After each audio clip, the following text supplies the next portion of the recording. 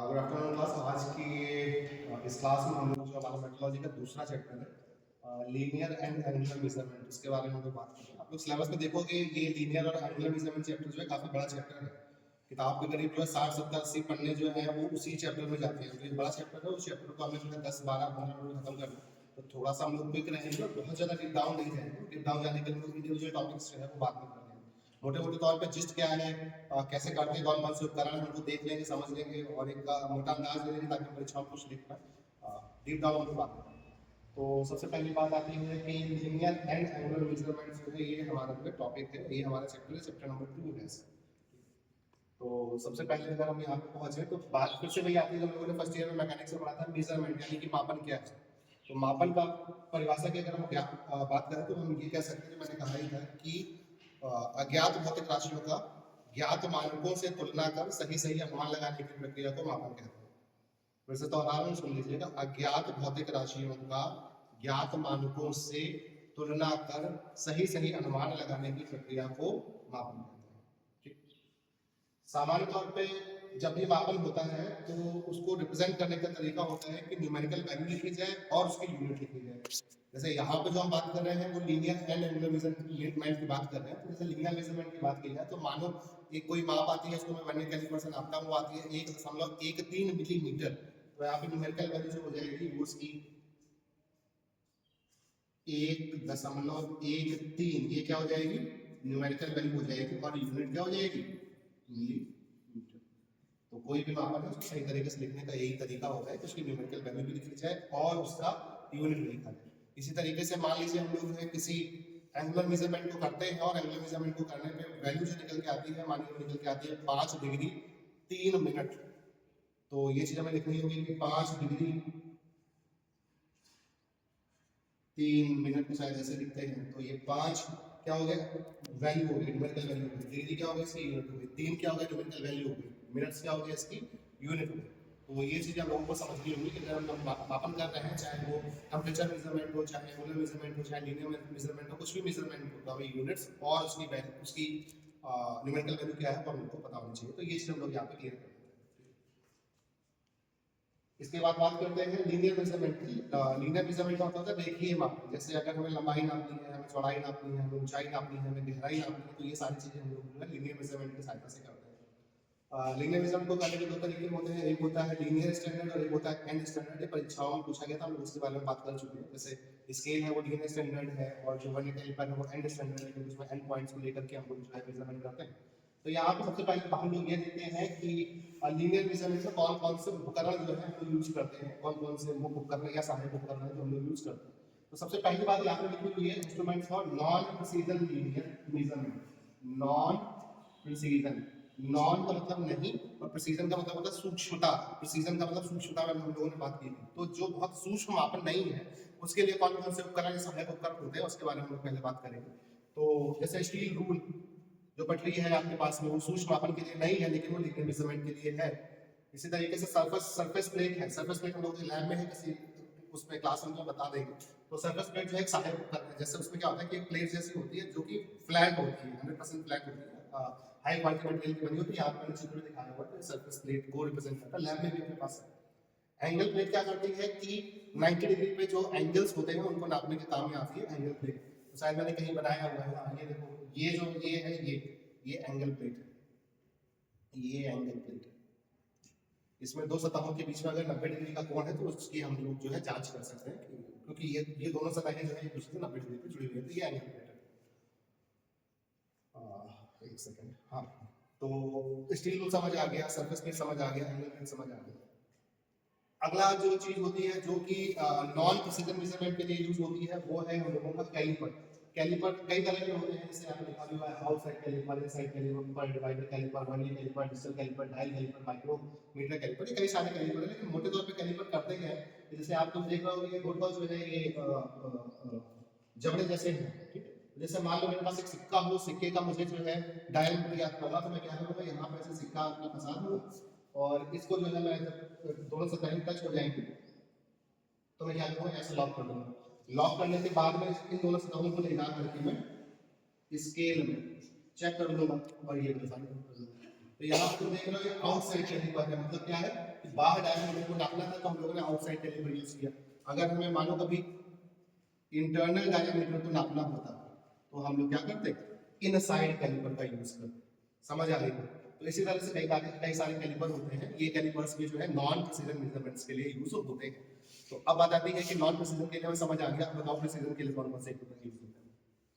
तो यहाँ पे अगला हम देख रहे होंगे कि मैंने लिखा लीनियर मेजरमेंट की है, लेकिन इस बार कौन सा instruments for precision linear measurement. Precision मतलब सूक्ष्म मापन के लिए जो इक्विपमेंट यूज हो रहे हैं उनके बारे में बात करें। तो यहाँ पे प्रिसीजन लीनियर मेजरमेंट के लिए जो है कौन कौन से उपकरण यूज होते हैं। तो सबसे पहले जो है वर्नियर कैलिपर है। अब वर्नियर कैलिपर के ही सिद्धांत पे जो है वर्नियर हाइट गेज है, वर्नियर डेप्थ गेज है, उनका सिद्धांत देखिए।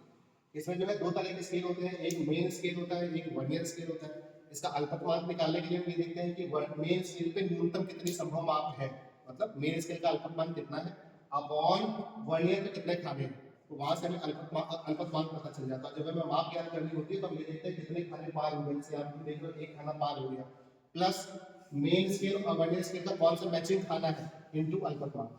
तो ये तुम लोगों ने फिजिक्स में भी पढ़ा होगा, कक्षा 11 में भी लोगों के पास होता है, उसको बहुत डिटेल में किसी और क्लास में करेंगे। लेकिन आप लोग ये जान लीजिए कि ये वर्नियर कैलिपर का ये मेन स्केल और वर्नियर स्केल पर मिलकर के बना होता है। इसका अल्पतमांक जो है मेन स्केल पर न्यूनतम माप, यानी कि मेन स्केल का अल्पतमांक बटे वर्नियर स्केल पर खानों की संख्या होता है। इसकी माप निकालने के लिए तरीका मैंने बताया वो तरीका होता है। तो इसी कॉन्सेप्ट पे जो है हमारे सारे वर्नियर्स काम करते हैं, चाहे वो वर्नियर कैलिपर हो, चाहे वर्नियर हाइट गेज हो। ये हमने लैब में है, मैंने तुम्हें दिखाया है, तुम्हें ध्यान होगा तुमने लैब वाले वीडियो देखा होगा। ये वर्नियर हाइट गेज है। यहाँ पे जैसे जो है मुझे इसकी अगर हाइट मेजर करनी है तो मैं इस तरह से जो है इसको रख के और सारी चीजें कर सकता हूँ। ये वर्नियर डेप्थ गेज है, यहाँ पे देख रहे होंगे ये चीज जो है, जैसे अगर मुझे मालूम इस कप की गहराई निकालनी होगी तो मैं इसको नीचे मिला करके यहाँ पर टच करा दूंगा और टच कराने के बाद जो वैल्यूज आएंगे उसको मैं फाइंड आउट कर दूंगा। तो कॉन्सेप्ट वही है, कॉन्सेप्ट वर्नियर वाला ही है, बस यहाँ पे जो है उसको सेटअप इस तरह से चेंज किया है कि हम हाइट या डेप्थ वगैरह जो है ज्ञात कर सकते। इसके बाद अब हम लोग देख रहे हैं कि तो हम लोग जो है वर्नियर कैलिपर समझ गए, वर्नियर हाइट गेज समझ गए, वर्नियर डेप्थ गेज समझ गए। माइक्रोमीटर का एक अलग से एक वीडियो बना हुआ है तुम्हारे क्लास में, हम लोग बात कर चुके हैं, यूट्यूब पे वीडियो डाल रखे हैं, तो माइक्रोमीटर वहां से देख लीजिएगा, पूरा डिटेल में वीडियो कुछ चित्र भी बनाया है बोर्ड पे, बहुत सारी चीजें। गेज का हम लोग जान चुके हैं, गेज का भी एक वीडियो हमने बनाया है, क्लास में पढ़ा है कि स्लिप गेज क्या होता है, सेंटर बोर्ड गेज क्या होता है, फीलर गेज क्या होता है, वायर गेज क्या होता है, रेडियस गेज क्या होता है, वो सारी चीजें जो पढ़े हुए हैं उसको आपको वहां से देख लीजिए। इसके बाद हम लोग अगर आए तो लीनियर मेजरमेंट के लिए हम लोग इस चीज को समझ लिया। फिर नेक्स्ट चीज आती है कंपैरेटर। कंपैरेटर को हिंदी भाषा में कहते हैं तुलनित्र। कंपैरेटर को हिंदी भाषा में तुलनित्र कहा जाता है। पहले जो है तुलनित्र नाम से एक चैप्टर ही हुआ करता था आपके में, शायद वो नहीं है, ये किसी चैप्टर का हिस्सा होगा। तो कंपैरेटर को हम वैसे ही समझ सकते हैं, तुलनित्र से भी समझ सकते हैं कि ये जो है दो सतहों के बीच में तुलना करने के लिए जो है कंपैरेटर्स का यूज किया जाता है। जैसे मान लो कि आप जो है इस ऑब्जेक्ट की मुझे हाइट ज्ञात करनी थी, तो मैंने यहाँ पे स्लिप गेज वगैरह रखने शुरू कर दिए। ये नहीं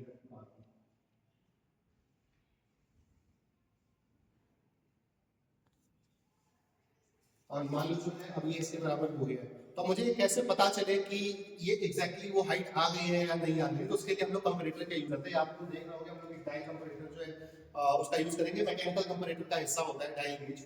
तो इसको मैं इसके ऊपर रखूंगा और कुछ वैल्यूज आ जाएंगी, जैसे मान लो यहाँ पे ये वैल्यू आ गई, इसको मैं लॉक कर दूंगा। लॉक करने के बाद इसी वैल्यू को मैं यहाँ बता के रखूंगा। अगर ये क्लॉकवाइज या एंटी क्लॉकवाइज शिफ्ट हुआ तो इसका मतलब हुआ कि ये ऊपर या नीचे है, मतलब इसकी हाइट कम या ज्यादा है। लेकिन अगर उसी हाइट पे सेट हो गया तो इसका मतलब ये होगा कि उसकी हाइट उतनी ही है जितनी इसकी हाइट है। तो वहां से मैं स्लिप गेज निकाल के जोड़ के और सारी चीजें कर लूंगा, तो लोग जानते हैं।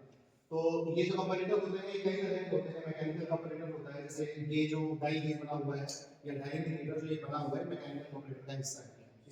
इसी तरह इलेक्ट्रिकल कंपैरेटर होता है, इलेक्ट्रॉनिक्स कंपैरेटर होता है, न्यूमेटिक कंपैरेटर होता है। तो क्या सिद्धांत यूज किए जा रहे हैं उस कंपैरेटर के पीछे, उसके आधार पर हम लोग इसको सेग्रीगेट करते हैं, अलग अलग करते हैं। अगर मैकेनिकल सिद्धांतों का यूज हो, जैसे इसमें जो है हम लोग गियर ट्रेन के बारे में कंपाउंड गियर ट्रेन से इसको चलाते हैं। तो कंपाउंड गियर ट्रेन लोग पढ़ चुके हैं, वो कुछ लोगों ने नहीं पढ़ी है, तो वो चीज है जो कंपाउंड गियर ट्रेन से इसको चलाते हैं। इलेक्ट्रिकल में इलेक्ट्रिकल सिद्धांतों का यूज होता है, इलेक्ट्रॉनिक्स में इलेक्ट्रॉनिक्स से कुछ सिद्धांतों का यूज होता है, मैकेनिक में वायवीय सिद्धांतों का यूज होता है। तो कौन सा सिद्धांत किस कंपैरेटर में यूज हो रहा है उससे ये जो फाइनल करता है कि कौन सा कंपैरेटर कौन से हिस्से में आए। इसके बाद अगली बात हम लोग करते हैं एंगुलर मेजरमेंट की। तो एंगल क्या होता है?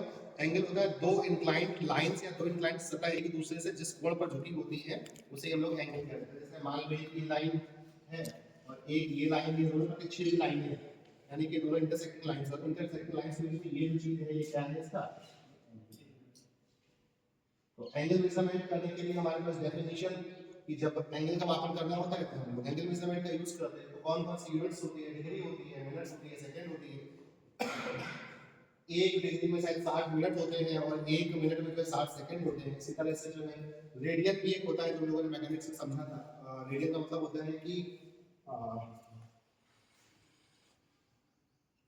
ये वृत्त की परिधि पर वृत्त की रेडियस के बराबर के चाप द्वारा वृत्त के केंद्र पर जो कोण बनाया जाता है उसे हम कहते हैं 1 रेडियन। याद रखिएगा, इंपॉर्टेंट डेफिनेशन है, कई बार लोगों को पता नहीं होती है। वृत्त की परिधि पर वृत्त की त्रिज्या के बराबर के चाप द्वारा वृत्त के केंद्र पर बनाया गया कोण 1 रेडियन होता है।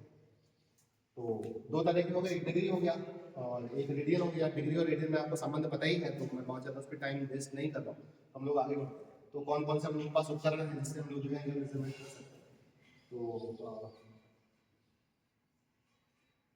जो हम लोगों के पास उपकरण है वो बेवल प्रोटेक्टर है, साइन बार है, एंगल गेज है, क्लिनोमीटर है, एंगल रेकर है, ऑप्टिकल इंस्ट्रूमेंट्स और ऑटोकॉलिमेटर्स। ये कुछ उपकरणों के नाम है। तुम लोग के पास वीडियो आ जाएगा तो तुम इनको नोट डाउन कर सकते हो कि इन उपकरणों से जो है हम लोग एंगल मेजर करते हैं। कुछ इसमें जो है ऑप्टिकल है, कुछ इसमें मैकेनिकल इक्विपमेंट्स हैं, तो वो चीज हम लोग यहाँ पे देखते हैं। तो जैसे भी यहाँ पे अगर हम लोग देख रहे हैं तो ये बेवल प्रोटेक्टर, ये बेवल प्रोटेक्टर है और ये जो है साइन बार। तो बेवल प्रोटेक्टर में भी देख रहे हो तो दो तरह के स्केल्स है। एक ये मेन स्केल है, उसके अंदर ये वर्नियर स्केल है, मतलब ये वर्नियर से काम करता है। इसमें दो तरह के जो है प्लेट्स लगी हुई है, एक जो है मूवेबल प्लेट है और एक फिक्स प्लेट है। तो जैसे जिन सतहों के बीच में हमें एंगल निकालना होता है तो उसको हम घुमा के वहां पे सेट कर देते हैं, उसके बाद यहाँ पे रीडिंग वगैरह जो है लेकर के हम लोग एंगल्स निकाल लेते हैं। तो ये एक बेवल प्रोटेक्टर है। साइन बार जो है किस सिद्धांत पे काम करता है हम जानते हैं, साइन थीटा बराबर लंब बटे कर्ण होता है। तो अगर हमें जो है ये एंगल निकालना है तो मैंने क्या किया है कि इसकी लंबाई मुझे पता है l, ठीक है। ये हाइट स्लिप गेज है, मुझे हाइट याद पता चल जाएगी h। तो मैं जानता हूं कि sin थीटा बराबर होगा लंब बटे कर्ण, और लंब यहाँ पे कितना है h और कर्ण कितना है l। h मुझे पता है, l मुझे पता है, sin थीटा की वैल्यू पता चल गई। थीटा इक्वल टू क्या हो जाएगा sin inverse h by l, तो वहां से हमको थीटा पता चल जाएगा। तो ये जो कांसेप्ट है किसका है, साइन बार। साइन बार में हम लोग स्लिप गेजेस का यूज करते हैं डिफरेंट हाइट्स को ऑब्टेन करने के लिए और एंगल वगैरह प्राप्त करने के लिए, क्योंकि यहाँ पे कैसे आप हाइट बता दोगे, पटरी से आप नहीं सकते सामान्य तौर पर, क्योंकि हम लोग जो प्रिसीजन मेजरमेंट में हम लोग साइन बार का यूज करने के लिए स्लिप गेजेस का यूज करते हैं। तो वो चीज है। इसके बाद जो है एंगल गेज, जैसे स्लिप गेज होते थे, स्लिप गेज में एक के ऊपर एक, एक के ऊपर एक, एक के ऊपर एक रख के जो है एक हाइट अटेन करते थे। तो इसी तरीके से यहाँ पे एंगल गेज है, यहाँ पे एक के ऊपर एक, एक के ऊपर एक, एक के ऊपर एक रख के जो डिफरेंट एंगल्स अटेन करते हैं। इसमें यहाँ पे तुम्हारे में लिखा होगा कि एक तरफ जो है प्लस है, एक तरफ मानो माइनस। तो जब प्लस प्लस से मिलता है तो एंगल जुड़ते हैं, और जब प्लस माइनस से मिलता है तो एंगल घटते हैं। तो एक के ऊपर एक, एक के ऊपर एक रख के हम डिफरेंट एंगल्स जो है फाइंड आउट कर सकते हैं। इसी तरीके से यहाँ पे क्लिनोमीटर है। क्लिनोमीटर क्या होता है कि किसी स्लोप का ग्रेविटेशनल एक्सेस से, यानी कि जो है इस एक्सेस से, जैसे यहाँ पे मान लीजिए मुझे ये स्लोप है, इसको मैं ऐसे अगर रखूंगा, इस तरह से अगर रखूंगा तो ये चीज नीचे ही रहेगी।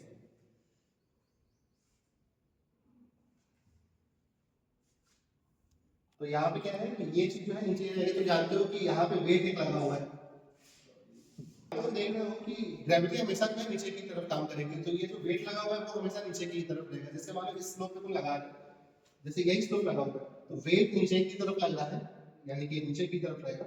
और एंगल पे जहां पे आ जाएगा वहां से जो है हम इसके एंगल्स को फाइंड आउट कर सकते हैं। ये क्लिनोमीटर जो है ये ग्रेविटी मतलब स्लोप्स में क्या एंगल है उसके लिए जो क्लिनोमीटर का हम यूज करते हैं। अगला अगर हम लोग देखें तो यहाँ पे हम देख रहे होंगे एंगल डेकर। तो एंगल डेकर भी एंगल नापने के लिए यूज होता है। इसमें आप देख रहे, अगर मैं इसको आपको समझाऊं कि जैसे यहाँ पे जो है एक लाइट सोर्स है, उस लाइट सोर्स से क्या हुआ है कि प्रिज्म से लाइट टकरा रही है, प्रिज्म टकराने के बाद 90 डिग्री पे चली जा रही है। यहाँ पे जो है कॉलीमेट्रिक लेंस में उससे होकर के वर्क पीस पे जा रही है, वर्क पीस से जाकर के रिटर्न मारती है, रिटर्न मारने के बाद में जहाँ पे जो आई पीस पे दिखती है।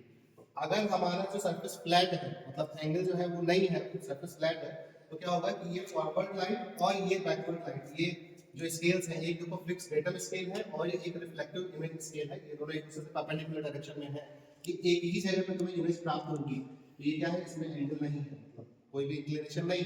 अगर ये जो है एक ही जगह पे नहीं प्राप्त होता है, मानो यहाँ पे कहीं पे प्राप्त होता है, तो इन दोनों सतहों के बीच में इंक्लिनेशन है। तो इस सिद्धांत का हम लोग यूज करते हैं एंगल लेकर के माध्यम से जो है एंगल निकालने में। मतलब क्या, वही रिफ्लेक्शन और प्रिज्म और वो सारे जो ऑप्टिक्स के सिद्धांत है उनका यूज किया जाता है एंगल लेकर का यूज करने में। तो आप देख रहे हैं कि एक जो है आपतित पूरा सेटअप है, एक जो है परावर्तित सेटअप है, और आपतित और परावर्तित सेटअप जब एक ही जगह पे मिलता है, मतलब एक ही डिस्टेंस पे मिलता है, तो कोई एंगल रिफ्लेक्शन नहीं होता है। और अगर वो अलग अलग जगह पे मिल रहे हैं, मतलब अलग अलग पॉइंट्स पे आ रहे हैं, तो कोई एंगल रिफ्लेक्शन है, तो वो पॉइंट्स पे अलग अलग आ रहे हैं। इसको जो हम लोग डिटेल में भी समझ लेंगे किसी क्लास में, लेकिन आज चूंकि ये सारी चीजें आ रही हैं, तो एक छोटा सा जो है आपको अंदाज और एक रेखा चित्र और एक सेटअप जो है आपके पास है, क्योंकि हम लोग के पास सुविधा है, टेक्नोलॉजी है कि आप लोग ये देख पा रहे हैं। नहीं तो कागज में बनाने में मुझे ये जो है काफी ज्यादा समय लग जाता है, तो वो सारी चीजें, तो इस क्लास को हमें सीमित समय में पूरा करना है, बाद में हम लोग जो है डिटेल में चीजों। अगली जो आखिरी और इम्पोर्टेंट चीज है वो है ऑटोकॉलीमेटर। ऑटोकॉलीमेटर भी इसी सिद्धांत पे काम करता है। जैसे देखो यहाँ पे क्या है, मैं तुम्हें जरा समझा पाऊँ, तो यहाँ पे जो है पॉइंट है, यहाँ पे सोर्स है, ठीक। सोर्स से लाइट जा रही है, जाने के बाद में यहाँ पे प्लेन रिफ्लेक्टर में टकरा रही है, और टकरा के वापस उसी पॉइंट पे आ जा रही है। तो अगर ये सतह जो है वो फ्लैट है, यानी कि वो 90 डिग्री पे है, तो जहां से जाएगी वहीं पे आके टकरा जाएगी।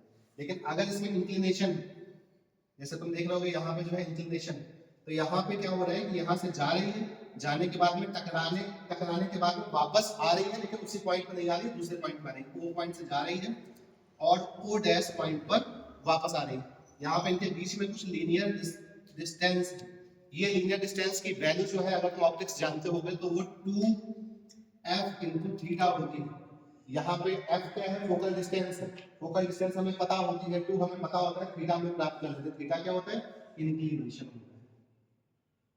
तो मतलब क्या हुआ कि अगर सतह जो है वो फ्लैट है, तो जिस पॉइंट से लाइट जा रही है उसी पॉइंट से आकर के वापस मिल जाएगी हमें। जो है जब हम यहाँ पे ऊपर से झांक के देखेंगे तो हमें उसी पॉइंट पे जाती और आती हुई इमेज जो है एक ही पॉइंट पे मिल रही होगी। अगर जाती और आती हुई इमेज में डिफरेंस है, उसका मतलब है कि सरफेस फ्लैट नहीं है। सरफेस फ्लैट नहीं है, तो जितना डिफरेंस है वहां से हम लोग जो है निकाल सकते हैं कि कितना इंक्लिनेशन है, कितना कोणीय विस्थापन।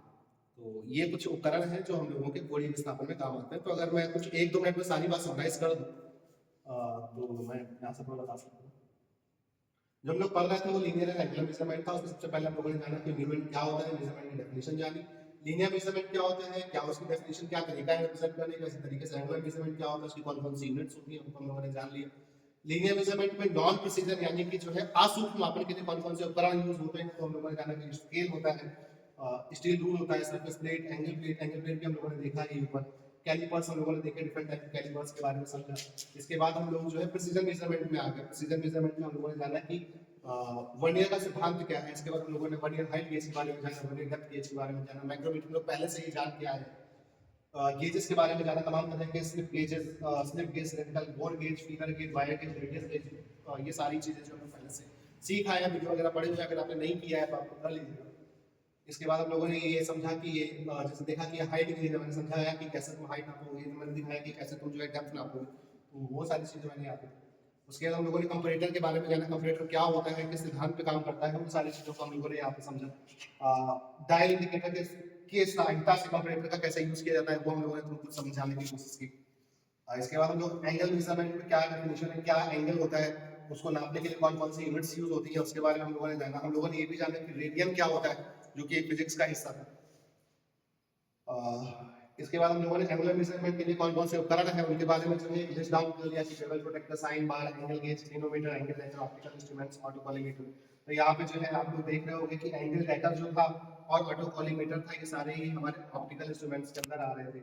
Bevel protractor, sine bar, angle gauge, clinometer, ये सारे मैकेनिकल के अंतर्गत आ रहे थे। तो यहाँ पे अगर मैं थोड़ा सा बढ़ूँ तो आप देख रहे हो कि ये बेवल प्रोट्रैक्टर या वर्नियर बेवल प्रोट्रैक्टर है, वर्नियर सिद्धांत काम करता है। ये साइन बार है, ये साइन थीटा के सिद्धांत पे काम करता है कि साइन थीटा बराबर लंबा टेकन होता है, वहां से हम थीटा निकालते हैं, स्लिप गेज का यूज करते हैं। उसके बाद जैसे स्लिप गेज थे वैसे एंगल गेज होते हैं, के ऊपर एक रख के हम डिफरेंट एंगल्स प्राप्त करते हैं। क्लिनोमीटर जो है वो वर्टिकल से कितने एंगल पे कौन सा प्लेन होगा वो बताने के काम में आता है। इसके बाद हम लोग एंगल लेकर का यूज करते हैं। एंगल लेकर प्रकाशीय सिद्धांत पे काम करता है, तो वो सिद्धांत हम लोगों ने यहाँ समझा और जाना। इसके बाद लास्ट में हम लोगों ने कॉलीमेटर समझा और जाना। कॉलीमेटर काफी इंपॉर्टेंट हो जाता है, परीक्षाओं में भी पूछा जाता है, क्योंकि इसका सिद्धांत जो है आसान है, उस चित्र को भी तुम आसानी से बना सकते हो कॉपी में। तो ये जो है परीक्षाओं के लिहाज से इंपॉर्टेंट है। हम लोग ये देखते हैं कि यहाँ पे देखिए विस्थापन अगर 2f थीटा है तो जो कोणीय विस्थापन होगा वो हम लोग निकाल सकते हैं। तो ये सारी चीजें हम लोगों ने आज की क्लास में जानी। आज की क्लास इंपॉर्टेंट क्लास है, एक बड़ा चैप्टर है जो हम लोगों ने आज की क्लास में कवर किया है, तो ठीक तरीके से क्लास होगा। कोई भी डाउट आता है तो जो लोग यहाँ पे ऑफलाइन पढ़ रहे हैं वो मुझसे केवल पूछ सकते हो, जो लोग ऑनलाइन इस वीडियो को देखेंगे कमेंट सेक्शन में पूछ सकते हो।